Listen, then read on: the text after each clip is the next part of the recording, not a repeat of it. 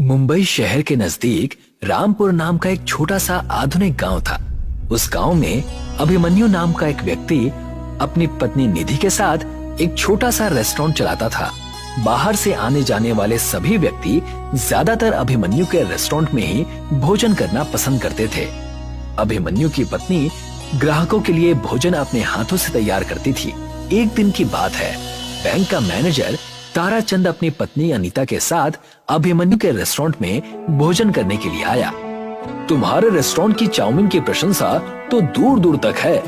आज मेरी पत्नी का चाउमीन खाने का मन हुआ तो मैंने सोचा कि सीधा तुम्हारे रेस्टोरेंट में ले आऊं। जी बिल्कुल, क्या है कि ग्राहकों के लिए मेरी पत्नी स्वयं भोजन तैयार करती है। तो फिर देर किस बात की है, जल्दी से एक एक प्लेट चाउमीन लगवाओ, पेट में चूहे दौड़ रहे हैं। अभिमन्यु ने खुशी खुशी ताराचंद और उसकी पत्नी को एक एक प्लेट चाउमीन लगवा दी। वाकई अभिमन्यु, जैसा सुना था वैसा ही पाया। मुझे आपसे एक बात भी करनी है ताराचंद जी। इस महीने मैं बैंक की इंस्टॉलमेंट नहीं चुका पाऊंगा। मेरा बेटा मुंबई शहर में पढ़ता है और उसकी इस महीने फीस जमा होनी है। अरे तो इसमें चिंता की क्या बात है, तुम कहीं भागे थोड़ी ना जा रहे हो। और वैसे भी मैं तो तुम्हें 2 गुना लोन देने के लिए तैयार हूँ। मैं तो कहता हूँ कि तुम इस रेस्टोरेंट को और बढ़ा लो, इसे एक बहुत अच्छे होटल में कन्वर्ट कर दो। नहीं नहीं ताराचंद जी, मैं अपने इस छोटे से रेस्टोरेंट में ही बहुत खुश हूँ। मैं और बैंकों के चक्कर काटने से बच गया। ताराचंद रेस्टोरेंट से बाहर निकल गया और अभिमन्यु के रेस्टोरेंट के ठीक सामने बने एक बड़े से रेस्टोरेंट को देखकर मुस्कुराने लगा। ये तो अभिमन्यु के रेस्टोरेंट से बड़ा और काफी अच्छा मालूम होता है। हाँ हाँ, रेस्टोरेंट अभिमन्यु के रेस्टोरेंट से काफी बड़ा है। ये ब्रजेश का रेस्टोरेंट है, लेकिन फिर भी आसपास के लोग अभिमन्यु के रेस्टोरेंट का खाना ही पसंद करते हैं। बैंक मैनेजर ताराचंद अपनी पत्नी के साथ कार में बैठकर चला गया। उसकी बातें दूसरे रेस्टोरेंट का मालिक ब्रजेश अपने नौकर सत्यम के साथ पीछे से चुपके से सुन रहा था। सुना मालिक, एक तो इस बैंक मैनेजर ने आपके लोन की फाइल रिजेक्ट कर दी, ऊपर से ये अभिमन्यु के रेस्टोरेंट के भोजन की तारीफ और कर रहा है, वो भी अपनी पत्नी के सामने, और हमारे रेस्टोरेंट की बुराई कर रहा है। अगर ऐसा ही रहा ना तो वो दिन दूर नहीं कि हमारे रेस्टोरेंट में बड़े बड़े और मोटे ताले लगते हुए नजर आएंगे। तुमसे कितनी बार बोला है सत्यम कि अच्छा अच्छा बोला करो, वो दिन कभी नहीं आएगा। कैसे नहीं आएगा मालिक, देखिए ना, दिन ब दिन हमारे रेस्टोरेंट में ग्राहकों की संख्या कम होती जा रही है। ये बात तो तुम्हारी बिल्कुल सही है सत्यम, कि अभिमन्यु के रेस्टोरेंट की वजह से मुझे बहुत नुकसान उठाना पड़ रहा है। अभिमन्यु के रेस्टोरेंट में सारा भोजन उसकी पत्नी निधि तैयार करती है। आप भी अपने रेस्टोरेंट का भोजन अपनी पत्नी से तैयार क्यों नहीं करवाते? ये कैसी बातें कर रहे हो तुम? मेरी पत्नी को तो भोजन बनाना ही नहीं आता। पिछली बार तुमने खुद उसके हाथ के बने हुए आलू के पराठे खाए थे और अगले दिन तुम बीमार पड़ गए थे। इसमें तो कोई शक नहीं। चिंता मत करो सत्यम, मेरे दिमाग में एक योजना है। मुझे पता लगा है कि बैंक मैनेजर ताराचंद का ट्रांसफर कुछ ही दिनों में हो जाएगा और नया बैंक मैनेजर मेरा बहुत दूर का रिश्तेदार है। अभिमन्यु के रेस्टोरेंट में सारे पैसे बैंक के लगे हुए हैं और उसकी जमीन बैंक के पास गिरवी रखी हुई है। मैं अपनी खोपड़ी से ऐसा चक्कर चलाऊंगा कि अभिमन्यु सड़क पर आ जाएगा। अपने रेस्टोरेंट के अंदर जाकर बैठ गए। तभी वहां पर एक अजीब सा दिखने वाला व्यक्ति, जिसने बहुत गंदा कोट पहन रखा था, रेस्टोरेंट में आकर बैठ गया। मुझे बहुत जोरों की भूख लगी है, जल्दी से बर्गर, पिज्जा और एक ब्लैक कॉफी लेकर आओ। सत्यम उस व्यक्ति को देखकर बुरा सा मुंह बनाते हुए बोला, तुमने कितने गंदे कपड़े पहन रखे हैं। जिस कुर्सी पर तुम बैठे हो, जानते भी हो वो कुर्सी कितनी महंगी है। तुम्हारी वजह से ये कुर्सी भी गंदी हो गई। किस तरह के व्यक्ति हो तुम? तुम्हारे मालिक ने तुम्हें ग्राहकों का सम्मान करना नहीं सिखाया? तुम्हें पता नहीं ग्राहकों से किस तरह से बात की जाती है? हाँ, मुझे सिखाया है, मुझे सब पता है ग्राहकों से कैसे बात की जाती है। ग्राहक भी तुम्हारे जैसे गंदे कपड़े पहनकर इतने आलीशान और अच्छे रेस्टोरेंट में नहीं आते। बस बहुत हो गया, अब तुम मेरा अपमान कर रहे हो। देखो, तुम मुझे नहीं जानते मैं कौन हूँ, और हाँ, किसी भी व्यक्ति के कपड़ों से उसके व्यक्तित्व का अंदाजा नहीं लगाया जा सकता। कभी कभी आंखों के सामने नजर आने वाला सच भी सच नहीं होता। लगता है कोई पुरानी घिसी पिटी हिंदी पिक्चर देखकर आए हो तुम। तभी वहां पर ब्रजेश आ गया। क्या हुआ सत्यम, क्या बहसबाजी हो रही है? देखिए ना मालिक, इस व्यक्ति ने कितने गंदे कपड़े पहन रखे हैं। इसके कोट की हालत देखिए, ऐसा लगता है जैसे कि सालों से कोट की धुलाई ही नहीं हुई है। ऊपर से ये व्यक्ति आपके ऊपर आरोप लगा रहा है। मेरे ऊपर आरोप लगा रहा है? मैं कुछ समझा नहीं। बोल रहा है कि तुम्हारे मालिक ने तुम्हें ग्राहकों से बात करने की तमीज नहीं सिखाई। हाँ तो क्या गलत बोल रहा हूँ मैं? तुम्हारा नौकर मेरा ऑर्डर लेने की बजाय मेरे कपड़ों को देख रहा है। इस रेस्टोरेंट में तुम्हारे जैसे गंदे दिखने वाले व्यक्ति नहीं आते। मेरे नौकर ने बिल्कुल सही कहा। मुझे भी शक है कि तुम्हारी जेब में पैसे होंगे या नहीं। तुम्हारी जगह यहाँ नहीं है, वो सामने वाले उस रेस्टोरेंट में है। जाओ, जाकर वहीं बैठो। ब्रिजेश की बात सुनकर वो व्यक्ति क्रोधित होकर उठकर खड़ा हो गया और सीधा अभिमन्यु के रेस्टोरेंट में जाकर बैठ गया। जी, क्या लेंगे आप? मुझे एक चीज बर्गर और बढ़िया सी ब्लैक कॉफी। जी, अभी लगवाता हूँ। अभिमन्यु ने तुरंत उस व्यक्ति का ऑर्डर लगवा दिया। वो व्यक्ति बर्गर और ब्लैक कॉफी पीकर बहुत खुश होकर बोला, वाकई मैंने तुम्हारे रेस्टोरेंट की प्रशंसा सुनी थी। लोग तुम्हारे रेस्टोरेंट की बिल्कुल सही प्रशंसा करते हैं और तुम्हारी ब्लैक कॉफी पीकर तो मुझे मजा आ गया। जी, बहुत बहुत धन्यवाद। इतना कहकर वो व्यक्ति अपनी जेब टटोलने लगा। कुछ देर बाद वो अभिमन्यु की ओर देखकर बोला, मुझे माफ करना यंग मैन, मैं अपना वॉलेट घर पर ही भूल आया। कोई बात नहीं, जब आपकी मर्जी हो आप आकर पैसे दे जाना।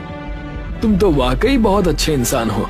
एक तुम हो और एक तुम्हारा पड़ोसी, जिसमें ग्राहकों से बात करने की तमीज भी नहीं है, और मैं तुम्हारे स्वभाव से बहुत प्रसन्न हूँ। इतना कहकर उस व्यक्ति ने एक छोटा सा चमकने वाला हीरा अभिमन्यु को पकड़ा दिया। ये तो डायमंड है, ये आप मुझे क्यों दे रहे हैं? नहीं, ये डायमंड नहीं है बेटा, ये एक गैजेट है। कुछ समय के बाद हो सकता है कि तुम्हें इसकी आवश्यकता पड़े। इसे अपने पास संभाल कर रखना। अगर जीवन में कभी दोबारा मुलाकात हुई तो मैं तुम्हें अपने बारे में जरूर बताऊंगा। इतना कहकर वो व्यक्ति वहाँ से चला गया। उसके जाते ही निधि अभिमन्यु से बोली, कौन था ये? पता नहीं निधि, लेकिन वो जो भी था उसकी आंखों को देखकर मुझे ऐसा महसूस हुआ जैसे कि वो कोई बहुत ही बड़े व्यक्तित्व का मालिक हो। लेकिन उसने कपड़े तो काफी गंदे पहन रखे थे। किसी के कपड़ों को देखकर उसके व्यक्तित्व का अंदाजा नहीं लगाया जा सकता निधि। उसकी आंखों की चमक और चेहरे की झुर्रियां सब कुछ कह देती हैं। बस पढ़ने वाला होना चाहिए। कुछ दिन ऐसे ही बीत गए और एक दिन बैंक मैनेजर ताराचंद का ट्रांसफर हो गया और उसकी जगह ब्रिजेश का रिश्तेदार टिल्लू मैनेजर बनकर बैंक में आया। ब्रिजेश टिल्लू की चापलूसी करता हुआ बैंक में पहुंचकर बोला, मैं आपका काफी दिनों से इंतजार कर रहा था। मैं जानता हूं ब्रिजेश, इस गांव में मेरा ट्रांसफर करने के लिए तुमने कितनी मेहनत की है। आपके जैसा ईमानदार बैंक मैनेजर आज के दौर में कहाँ है? तुम कहना क्या चाहते हो? मेरे रेस्टोरेंट के सामने अभिमन्यु नाम का व्यक्ति रेस्टोरेंट चलाता है। उसके रेस्टोरेंट में सारा पैसा बैंक का लगा हुआ है, लेकिन वो अपने आप को बैंक का मालिक समझता है। उसकी जब मर्जी होती है वो बैंक की इंस्टॉलमेंट चुकाता है और जब मर्जी नहीं होती नहीं चुकाता। नियम के मुताबिक उसे 1 साल के अंदर अपना लोन क्लियर कर देना था, मगर आज उसके लोन को पूरे 3 साल हो चुके हैं। पिछले वाले बैंक मैनेजर उसके फेवर में रहते थे। मैं चाहता हूँ कि आप अपना सारा पैसा उससे ले लीजिए।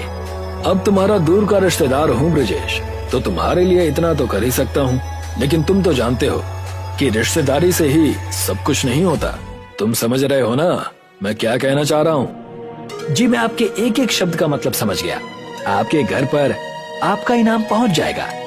तो फिर निश्चिंत होकर सो जाओ। 24 घंटे में अभिमन्यु सड़क पर आ गया, इस बात की खबर तुम्हें मिल जाएगी। अगले दिन बैंक मैनेजर टिल्लू सारे पेपर लेकर अभिमन्यु के रेस्टोरेंट में पहुंच गया और बैंक के सारे पैसे एक साथ देने की बात करने लगा। मैं सारे पैसे एक साथ नहीं दे सकता, मुझे कुछ तो वक्त दीजिए। बैंक ने तुम्हें 1 साल का वक्त दिया था, लेकिन पिछले वाले मैनेजर साहब ने तो कभी भी ऐतराज नहीं जताया। वो पिछले वाले मैनेजर थे, मैं नया मैनेजर हूँ। तुम्हारे पास 1 दिन का वक्त है। 1 दिन के अंदर अंदर 25 लाख रुपए बैंक में जमा करा दो, नहीं तो तुम्हारे इस रेस्टोरेंट पर बैंक कब्जा कर लेगी। और याद रखना, मुझे इसका पूरा अधिकार है। इतना कहकर टिल्लू वहाँ से चला गया। अभिमन्यु बेचारा 1 दिन में इतने पैसों का इंतजाम नहीं कर पाया। बैंक मैनेजर ने बड़ी चालाकी से अभिमन्यु का घर और रेस्टोरेंट कब्जा लिया और अभिमन्यु को घर से बाहर निकाल दिया। वो दोनों पति पत्नी 2 दिन से भूखे प्यासे थे कि तभी अभिमन्यु को अचानक कुछ याद आया। उसने अपनी कोट की जेब से वही हीरा निकाल लिया। ये तो वही हीरा है ना जो वो गंदा दिखने वाला व्यक्ति देकर गया था। सोच रहा हूँ इस हीरे को बाजार में बेच दूं। अचानक वो हीरा उसके हाथ से छूटकर जमीन पर गिर गया और चारों ओर रंग बिरंगे किरणें फैल गईं। देखते ही देखते अभिमन्यु के सामने एक रेस्टोरेंट खड़ा था। ये कैसे संभव हो सकता है? क्या वो कोई जादूगर था? नहीं निधि, मुझे याद आ गया। उस व्यक्ति ने कहा था कि ये कोई हीरा नहीं बल्कि गैजेट है। ये तो एक अंदर से बहुत आलीशान रेस्टोरेंट लगता है। चलो अंदर चलकर देखते हैं। निधि और अभिमन्यु उस रेस्टोरेंट के अंदर घुस गए। उन्होंने देखा कि उस रेस्टोरेंट के अंदर वेटर के रूप में रोबोट काम कर रहे थे। मिस्टर, आपका स्वागत है रेस्टोरेंट के नए मालिक और आपका भी मिस। अभिमन्यु खुशी से चीखते हुए बोला, ये तो कमाल हो गया निधि। बोलिए मालिक, इस रेस्टोरेंट को कहां पर लेकर चलना है? क्या मतलब? इस रेस्टोरेंट को आप अपनी मर्जी से जहां चाहे ले जा सकते हैं। ये आपका हर आदेश मानेगा। मैं समझ गया, ये एक नई तकनीक से बना हुआ रेस्टोरेंट है। ये विज्ञान का चमत्कार है। मैं समझ गया, वो व्यक्ति बहुत बड़ा साइंटिस्ट था। उस दिन के बाद अभिमन्यु और उसकी पत्नी उसी चलने वाले रेस्टोरेंट में घर घर जाकर सेवा देने लगे। कुछ ही महीने में अभिमन्यु के चलने वाले रेस्टोरेंट का नाम पूरे गांव और आसपास के शहरों में प्रसिद्ध हो गया। अब किसी को भी कुछ भी खाने की जरूरत होती तो अभिमन्यु का रेस्टोरेंट चलकर उसके पास पहुंच जाता। अभिमन्यु ने कुछ ही महीने में बैंक की सारी रकम चुका दी। कुछ कीजिए मालिक, आपने तो उसे सड़क पर ला दिया था, मगर वो तो सड़क पर चलने वाला ही रेस्टोरेंट ले आया। मेरी भी कुछ समझ में नहीं आ रहा सत्यम कि ये चमत्कार हुआ कैसे। पहले तो मेरे रेस्टोरेंट में फिर भी 1-2 लोग आ जाते थे, अब तो उन्होंने भी आना बंद कर दिया है। कौन सी भूल में बैठे हैं मालिक? आपके रेस्टोरेंट में पिछले 2 महीने से कोई ग्राहक नहीं आया। मैं ही बैठा हुआ मक्खियां मार रहा हूँ। चिंता मत करो, मैं आज इस अभिमन्यु का किस्सा ही समाप्त कर दूंगा। आप क्या करेंगे मालिक? मैं उस रेस्टोरेंट को बम से उड़ा दूंगा। सुना है कि जिसको जरूरत होती है वो रेस्टोरेंट स्वयं वहां पहुंच जाता है। इस बार उस रेस्टोरेंट को तुम अपने घर के पास बुलाना, उसके बाद वहीं पर ये सारा खेल खत्म कर देंगे। ब्रिजेश के कहने पर सत्यम ने उस रेस्टोरेंट को अपने घर के पास बड़ी चालाकी से बुला लिया। ब्रिजेश और सत्यम चुपके से उस रेस्टोरेंट में घुस गए। ब्रिजेश के हाथों में एक बड़ा सा बम था, मगर अचानक रेस्टोरेंट में सायरन बजने लगे और एक रोबोट की सेना ने ब्रिजेश और सत्यम को घेर लिया। तुम्हारे हाथों में बम है, ये कैसे संभव है? तुम्हें कैसे पता चला? तभी वहां पर अभिमन्यु और निधि आ गए। मुझे तुमसे ऐसी ही उम्मीद थी ब्रिजेश कि तुम ऐसी ही गिरी हुई घटिया हरकत करोगे। अभिमन्यु ने इतना कहा ही था कि तभी वहां पर वही गंदा सा दिखने वाला व्यक्ति जो अब बहुत साफ सुथरे कपड़े पहना हुआ था, मुस्कुराता हुआ आया। मुझे देखकर तुम लोग इस तरह से हैरान मत हो। मेरा नाम प्रोफेसर हॉकिंस है। मैं एक बहुत बड़ा साइंटिस्ट हूँ। दरअसल इस चलने वाले रेस्टोरेंट को बनाने में मुझे काफी साल लग गए। उस दिन मैं इस प्रयोग में सफल हो गया था और खुशी के मारे मैं अभिमन्यु के रेस्टोरेंट में कुछ खाने के लिए आया था, मगर बाहर मैंने ब्रिजेश की और उसके नौकर की बातें चुपके से सुन ली थी।